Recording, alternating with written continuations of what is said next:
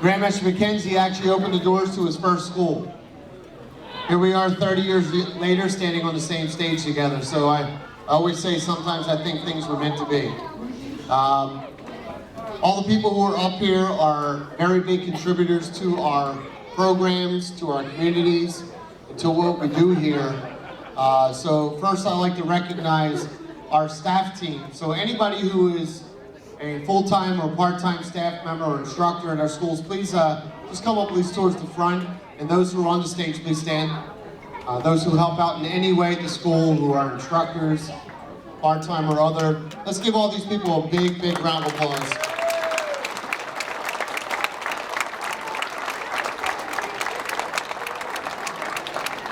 It's one thing for Grandmaster MacKenzie and I to be in the position we are in the martial arts world, but in order to do what we do on an everyday basis for all the families we have in our academies, we need people like the gentlemen and ladies involved in our schools. And we know that they do a great job for every family out there. We know they follow the systems and the things that we have in place so that you guys continuously get the best and it only gets better. 30 years. 30 years of martial arts is a commendable thing for a martial arts business. I would think many people would agree that being in business more than 3 years is a commendable thing. Being in business more than 10 years, 20 years. But here we are 30 years later and Grandmaster MacKenzie is still at it.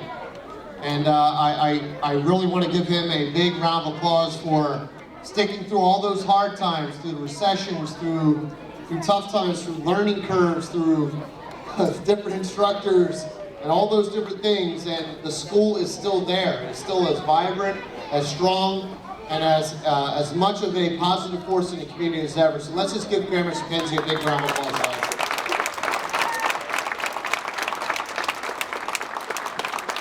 Let's give a little hoot and holler too while we're at it.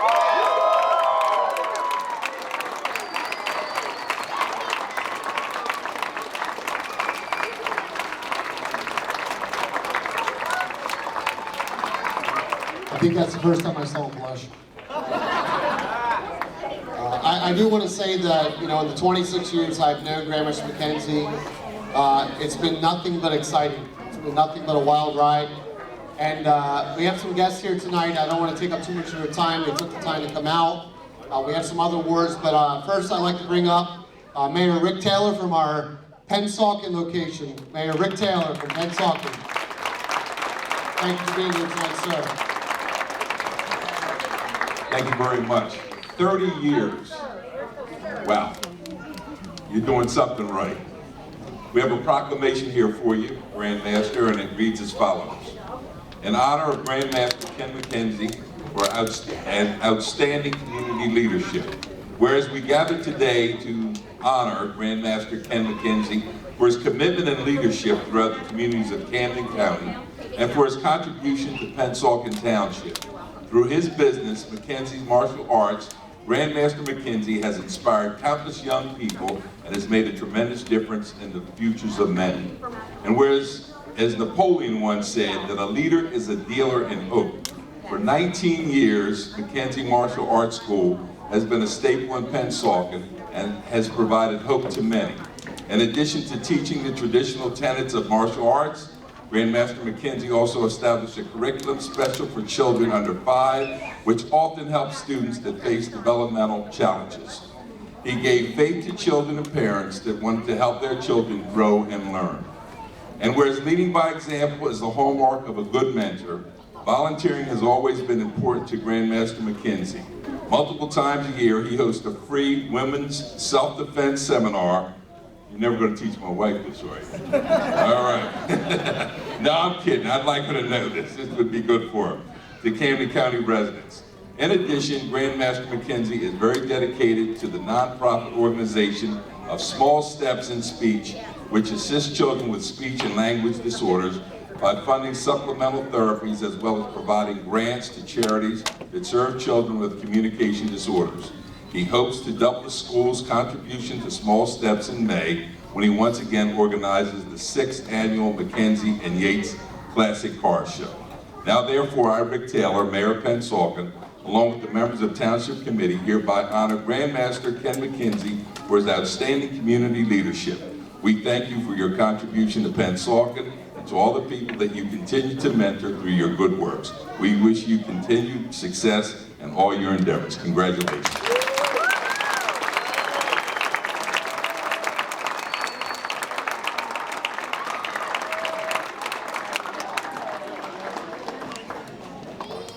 Thank you, Mayor Taylor.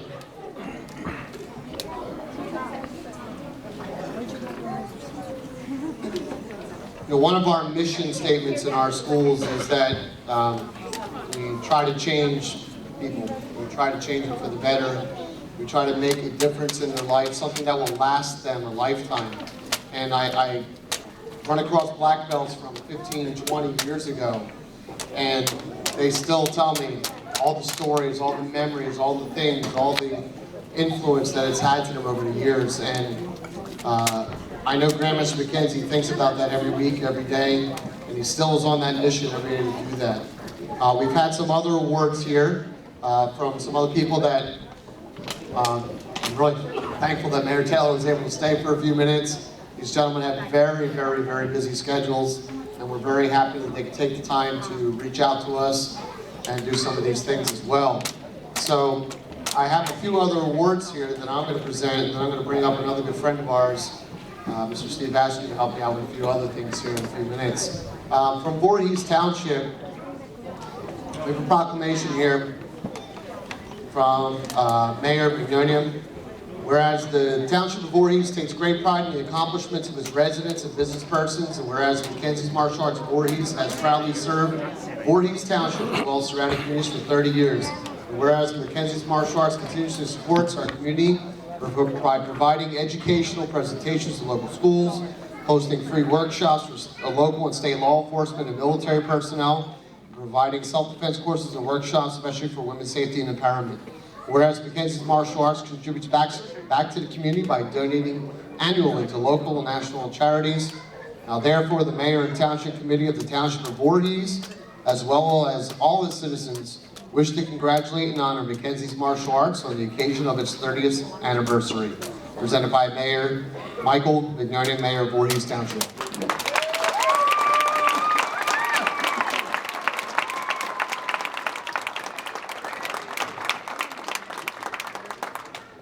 Grandmaster MacKenzie School has been in Voorhees for 30 years. That's where it all started. I'm sure he may have a few words and tell you a little bit about that story at some point tonight. But we have more. We also have a proclamation here honoring Kenneth P. MacKenzie and MacKenzie's Martial Arts. This proclamation comes to us from the Mayor of Waterford Township, which happened to be the third school that Grandmaster MacKenzie had opened years ago. And he asked me to help him out with that. I had no idea what I was doing. And this one comes from Mayor Robert Critelli, honoring Grandmaster MacKenzie for his years of service to both the community of Waterford and for 30 years in the martial arts. This is from the Mayor of Waterford Township, sir.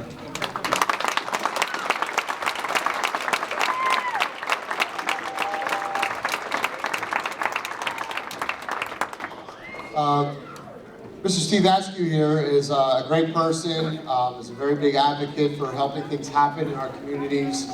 I'll let him introduce himself a little bit about what he does personally. And Mr. Steve and I know each other from a long time ago. He's actually a black belt under Grandmaster Kenneth P. And we've had some other special people reach out to our school, and Steve was a big part of that, so I'd like him to talk maybe about some of those awards we have. Thank you very much. It's an honor to be here with my friends Ken MacKenzie and Carl Hettinger and Scott Yates, guys I go back with a long, long way. Back, how many pounds ago was this for me? I don't know, 50 pounds? Back when I had a washboard stomach and a full head of hair, and Carl Hettinger still looks the same, just a little gray. Anyhow, but thanks so much for having me. We have some other proclamations here from the State Senate and State Assembly, from Senator Jim Beach and Assembly Majority Leader Luke Greenwald and Assemblywoman Pam Lampett. We also have commendations from Senator Robert Menendez, Senator Cory Booker, and some other things that are on the way from the big White House. So, coming. Let's see here, start off. One here from the Senate. Senator Menendez. And also, pardon me, I'll read the proclamation from the Senate and the Assembly, signed by Stephen Sweeney, the Senate President, and Speaker of the Assembly, Sheila Oliver. Whereas MacKenzie and Yates Martial Arts, a highly esteemed organization within the Garden State community, is being honored and saluted upon the auspicious occasion of its 30th anniversary during a special celebration on December 13, 2013. And whereas founded in 1983, MacKenzie and Yates Martial Arts has continued to provide outstanding instruction for men, women, and children specializing in adult martial arts, fitness, kickboxing, and kids martial arts.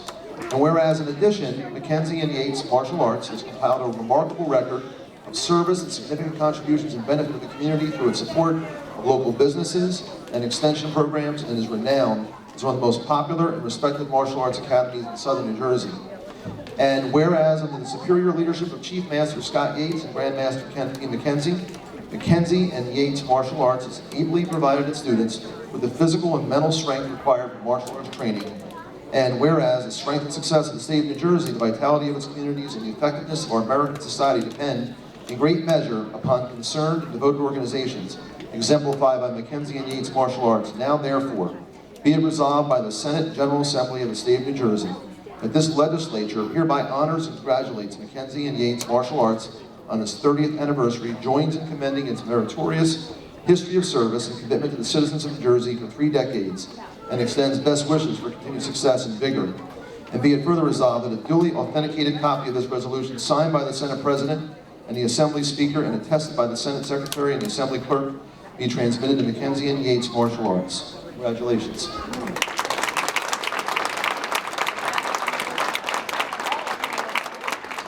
And we also have a proclamation from the County of Camden, signed by all the freeholders. Louis Capelli Jr., the freeholder director.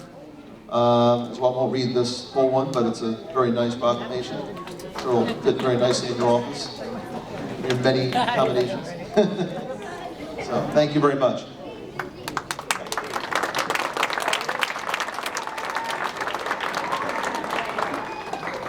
It's not very often that those level people reach out and commend somebody at such a level, and I was more than elated that so many of them stepped up and spoke up and recognized that, you know, what Grandmaster MacKenzie has done in our communities.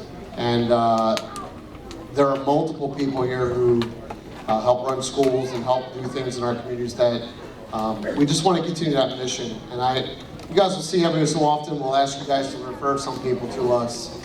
And I want you to know that that ask of referral comes from our heart, that we're still thinking about how you got started. We're thinking about that moment when you first came in and what you asked for and what you wanted. And for those parents who've been around for a few years, when you look at your children, you see the accomplishments they've had, when you see the progress that they've taken on, and when you see the difference in their demeanor, confidence, discipline, in addition to what has happened for your family and scholastics, that's all we think about all the time.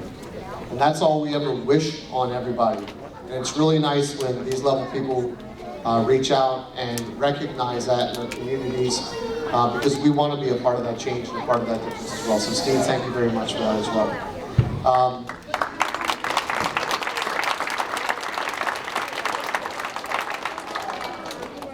I do have one more thing here for Grandmaster MacKenzie, and all the schools got together, and you know, all the schools have pitched in, and we know you're working very hard on reorganizing your office, which would be like reorganizing the Senate. It's no small task. Yes. So all the schools got together, sir, and what we did was we went ahead and got you a $500 gift card from Lowe's so that you can buy all kinds of wall cabinets and storage cabinets and, to help you get that office really in shape.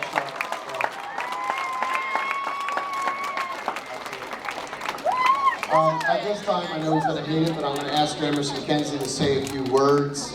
I'm sure everybody by now has seen one of these, correct? I don't know if you guys know, but this is the largest martial arts magazine on the planet. And Grandmaster MacKenzie has been asked many times to be graced on this cover. And, you know, I'm very proud to be not only his business partner, his student, but also his friend. And he always tries to include people. And he's always trying to get me in these articles. Sometimes I'm upside down, sometimes I'm right side up. Just depends on what article it is. But I really just want to thank you from the bottom of my heart, sir, for everything that you give and you share and you help us all with. So thank you, sir.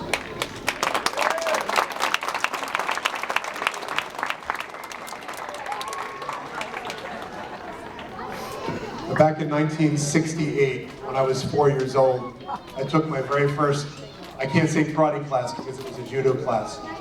And my mother was a worker at the YMCA in Indianapolis. And I lost her about 6.5 years ago, but she was such a wonderful person. I think maybe she's here watching now, but she taught a lot of different things at the Y. Judo was not one of them. But I was one of the little kids that knew the Y, and I thought that it was my second house.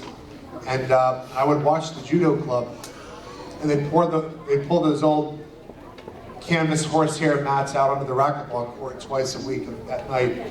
And I would look down from the upstairs observatory and I'd say, "Hey, mister, can I learn that?" And he would basically tell me, "Get out of there, kid. Stop bugging me." But I was persistent, polite, but persistent.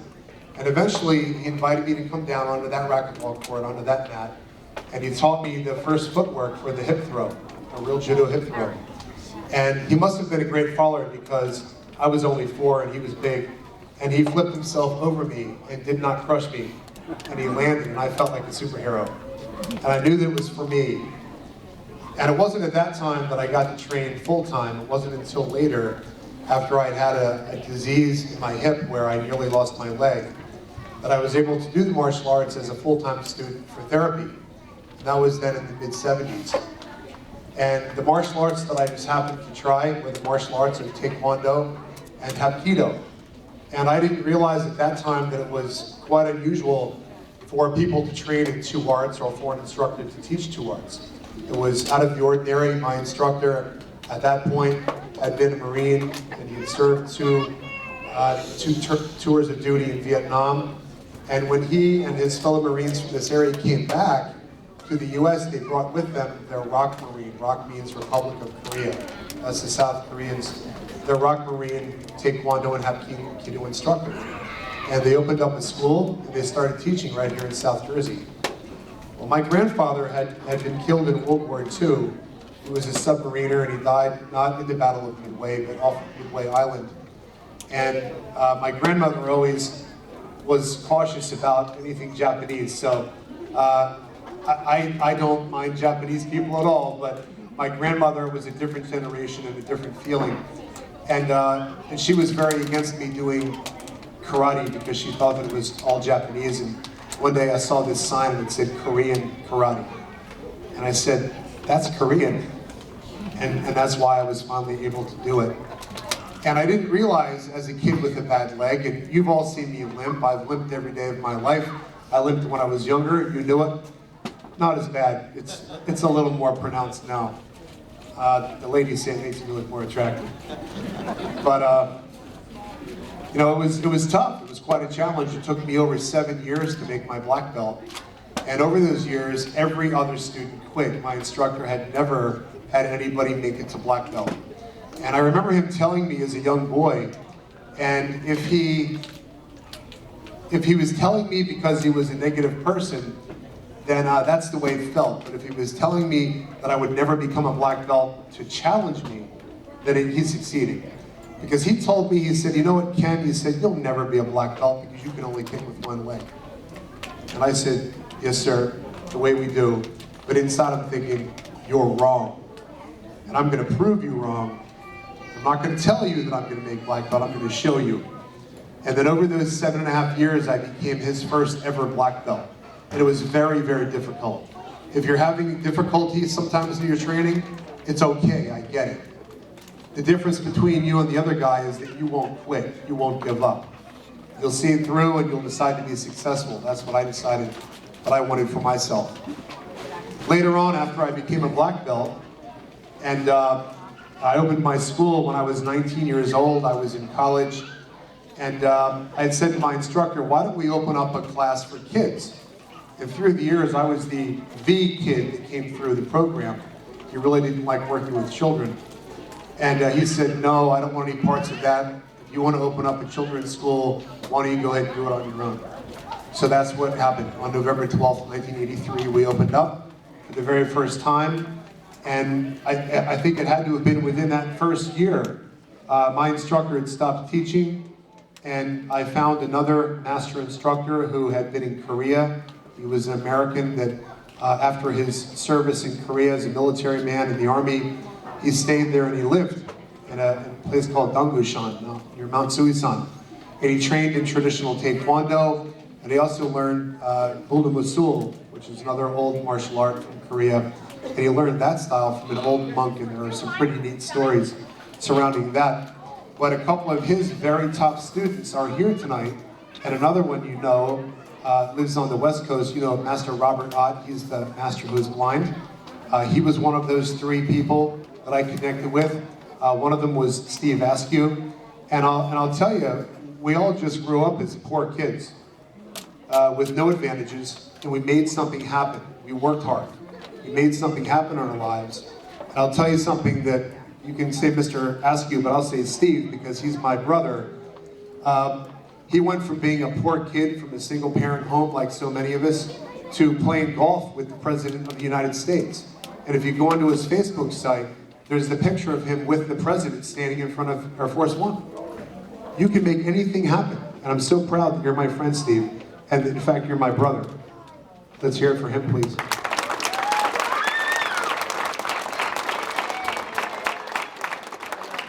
Master Carl Hettinger, who you all know very well. Master Hettinger, by the way, ladies, he is available. I had to say it. You know, Master Hettinger is actually he's a man of contrasts. There was a book about a martial artist that was called that, because on one hand, he's so soft and loving and caring, and you see it when he's working with the students. But I'll tell you what, he's a bad dude. He's a bad dude, and I remember when he had a long ponytail and rode his Harley Davidson, and he looked that part very well. If you notice, there's still some little tattoos peeking up over those custom high collars because now he's a banker, and he has a different look. But you know, we've been together in the martial arts now for, I mean, I think it's 29 years for all of us. Almost my entire ride of being an instructor. So it's so special that we can come together. And then, of course, there are folks like Grandmaster Yates, and I'm finally used to calling him Grandmaster Yates. Can you imagine having a student that is a Grandmaster? Can you imagine having a student that is the youngest 9th degree black belt ever in any Korean martial art?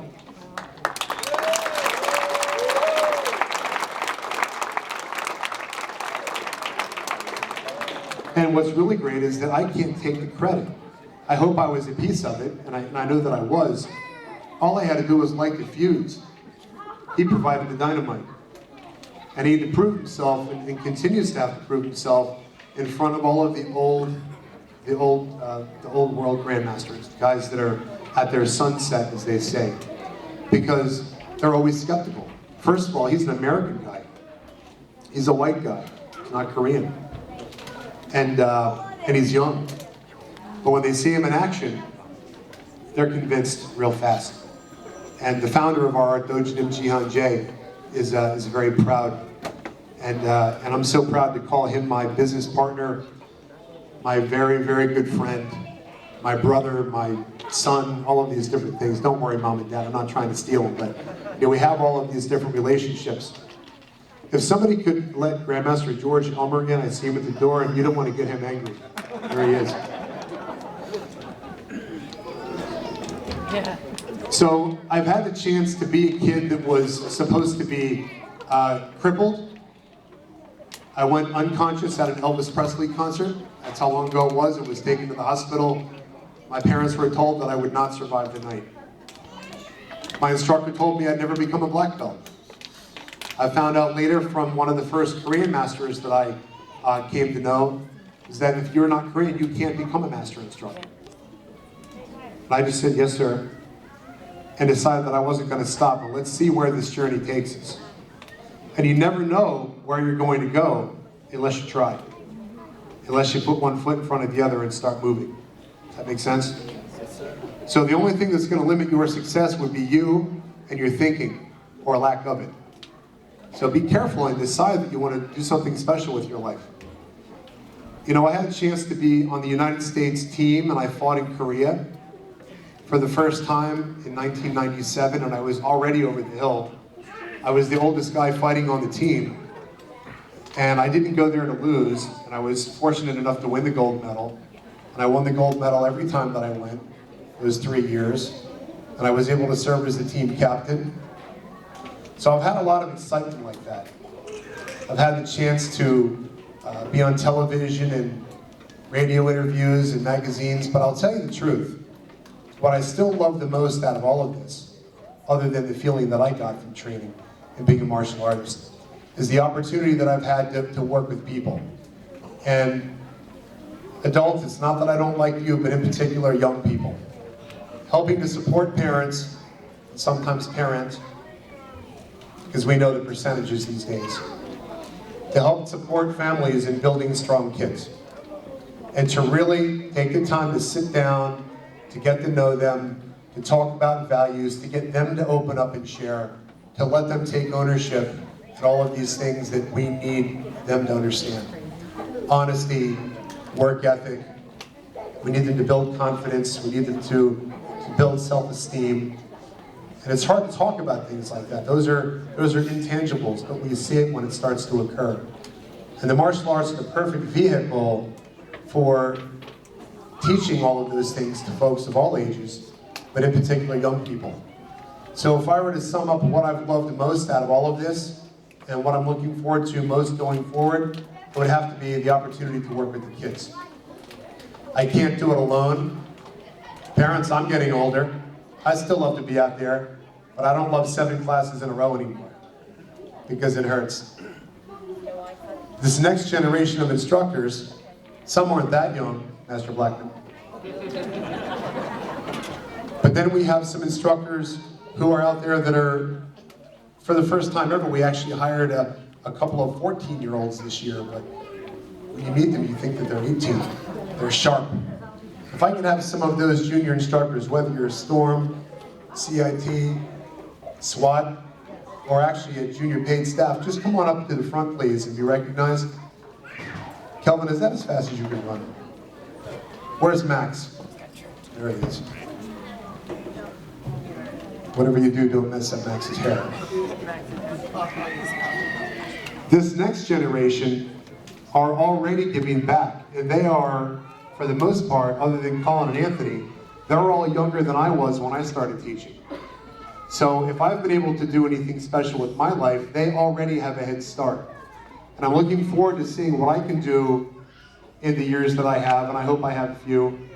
But I'm also looking forward to seeing what they will do and what others will do in helping to build the next generation. Because frankly, we need more positive role models and positive energies out there in our communities, and here are some of them right here. So I'm going to end by thanking all of them for their commitment to keeping our school #1 and moving in the right direction into the future. Thanks, guys.